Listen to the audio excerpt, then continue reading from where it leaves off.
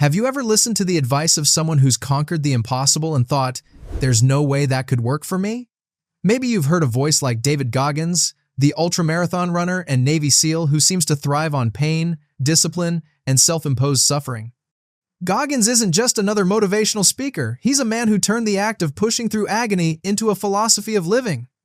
Yet, if you've ever tried to follow his advice, stay hard, embrace the suck, callous your mind, it might have sounded less like practical wisdom and more like a dare for superhumans. So why do so many people, from everyday workers to elite athletes, swear by these seemingly impossible instructions? Why do we feel drawn to advice that feels out of reach? And how does it work, even when it feels impossible? It's not hard to see why Goggins' story feels extraordinary. He grew up in poverty, endured childhood abuse, struggled with racism, and spent years overweight and unhappy. His journey from a broken kid to a record-breaking endurance athlete and decorated Navy SEAL reads almost like fiction. He's run races most people couldn't finish walking, completed grueling military training multiple times, and set world records for physical feats of suffering. The advice he gives isn't gentle or comforting. It's raw, unfiltered, and often seems at odds with everything we think we know about self-care and motivation. When Goggins tells you to run on broken feet, get up at 4 a.m., or keep going when your body screams no, it's tempting to dismiss it as madness.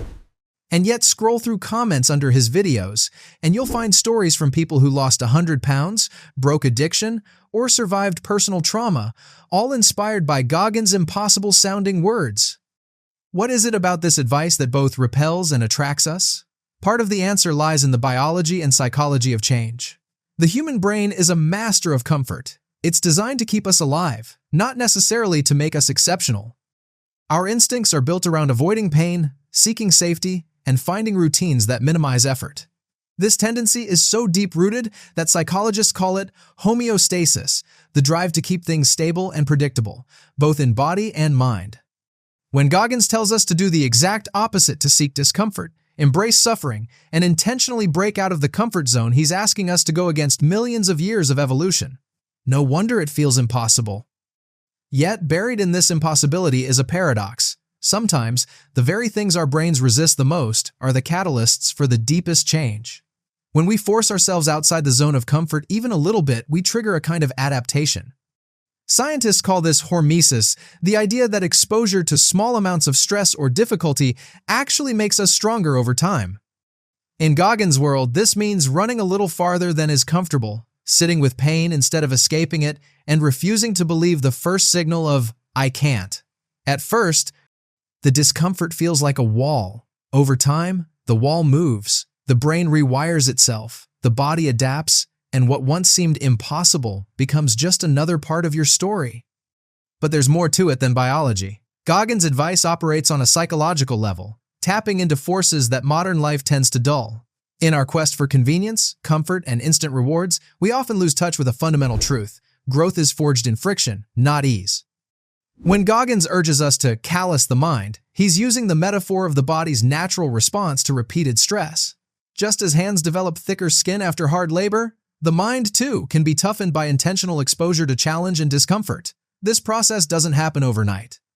It's a slow, sometimes painful journey that starts with tiny victories, waking up a bit earlier, finishing a workout you wanted to quit, facing down a difficult conversation. The allure of Goggins' philosophy is that it doesn't promise quick fixes or effortless transformation. Instead, it offers a kind of honesty that's rare in the age of life hacks and manifesting your dreams. He doesn't sugarcoat the fact that most meaningful change will feel awful before it feels good. This bluntness resonates because, deep down, we sense its truth. We remember the times we pushed through exhaustion, fear, or doubt, and how, on the other side, we felt alive in a way comfort could never provide. Why does impossible advice sometimes succeed where more practical suggestions fail? Part of the answer lies in motivation itself. Ordinary goals often fail to inspire because they don't challenge us. Aiming to be healthier or work a bit harder is safe but vague. Goggins flips the script by setting goals so bold, so audacious, they jolt us awake. When we attempt something outrageous, run a marathon, write a book in a month, overcome a lifelong fear, we're forced to confront our deepest limitations and, in doing so, discover reserves of strength we didn't know existed.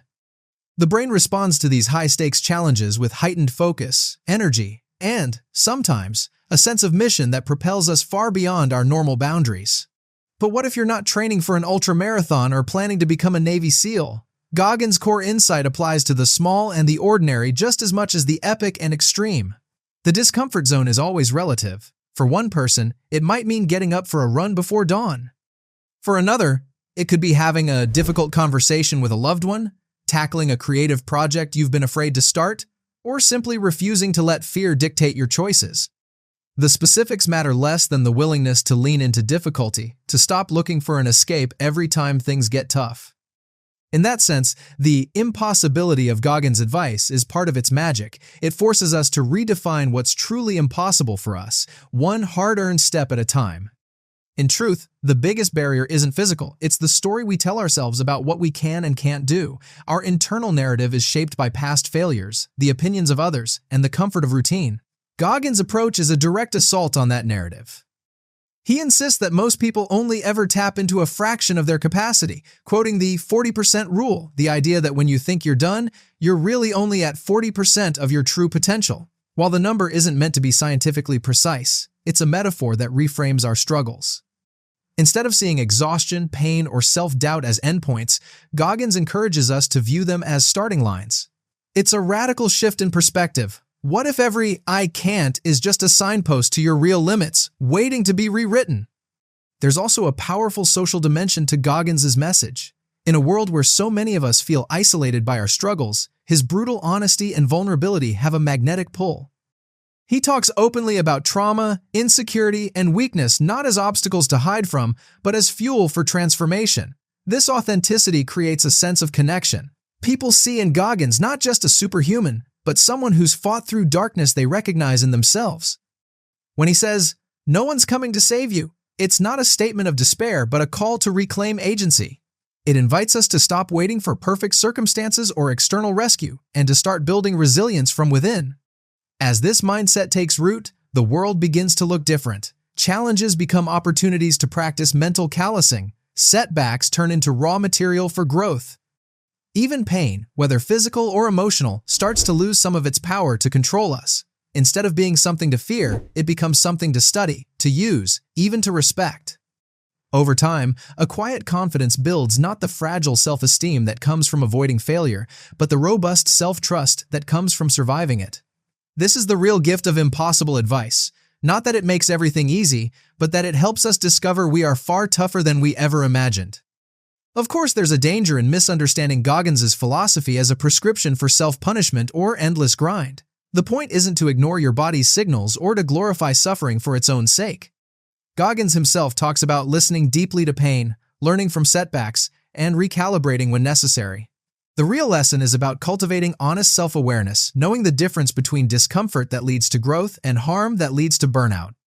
This nuance is often lost in the way extreme advice gets repeated online, stripped of context and turned into memes. But at its core, the Goggins approach is a rejection of excuses, not compassion. It's about seeing your own strength clearly, not denying your humanity. What's truly striking is how this ethos spills over into every corner of life, far beyond the realm of ultramarathons or military training. The same willingness to lean into difficulty applies to building a new skill, breaking a bad habit, or healing from emotional wounds. Whether you're facing a mountain of debt, a creative drought, or the ache of loneliness, the basic principle holds. The obstacle is rarely as absolute as it first appears. The invitation is to test the edges of your capacity, gently but persistently, until what once seemed impossible becomes your new normal. Even more, Goggins' story reminds us that transformation isn't reserved for the extraordinary few. It's available to anyone willing to confront their own limits, however modest the first steps may seem. His life is proof that where you start, your genetics, your past, your present circumstances does not dictate where you can go. Each small act of courage compounds over time, gradually rewiring both brain and identity. The impossible shrinks and the horizon expands. In the end, the reason Goggins' advice feels impossible is precisely what makes it so powerful. It asks us to see ourselves not as finished products, but as works in progress, always capable of more, always able to surprise ourselves. For all its extremity, the heart of his message is simple. You can become someone new, but only if you're willing to go where you've never gone before. That journey begins not with giant leaps, but with the quiet decision to try today and then again tomorrow. Perhaps the greatest impact of embracing this mindset is not measured in medals, records, or public acclaim, but in the private victories no one else sees. It's in the mornings when you get out of bed, even though every cell screams to stay under the covers. It's in the moments you choose not to numb your pain with distraction, but to sit with it, learn from it, and let it shape you. It's in each decision to show up, again and again, for your dreams, your health, your relationships, especially on the days when motivation is nowhere to be found. Over time, these choices form the foundation of a new identity, not someone who always wins, but someone who refuses to quit.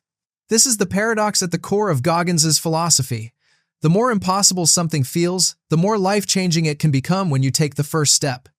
Each small act of courage, each embrace of discomfort becomes a thread woven into the fabric of resilience. While the external achievements may come and go, the internal transformation endures a kind of freedom born from knowing that fear and pain no longer dictate the boundaries of your life. So, why does Goggins' impossible advice work? Because it pushes us to confront the comfortable lies we tell ourselves about what's possible. It calls us to experiment, to push further, to challenge the voice of doubt that says, "Not me, not today." And it reminds us, over and over, that the most meaningful change isn't about being perfect or extraordinary. It's about being willing to try, willing to fail, willing to get up and try again. If you find yourself drawn to the wild challenge of Goggins' words, you're not alone. Deep down, most of us yearn for the proof that we're more capable than we think. We hunger for the exhilaration of discovering new strength on the other side of fear. The path may never get easier, but it will always be worth it for those brave enough to take the first step.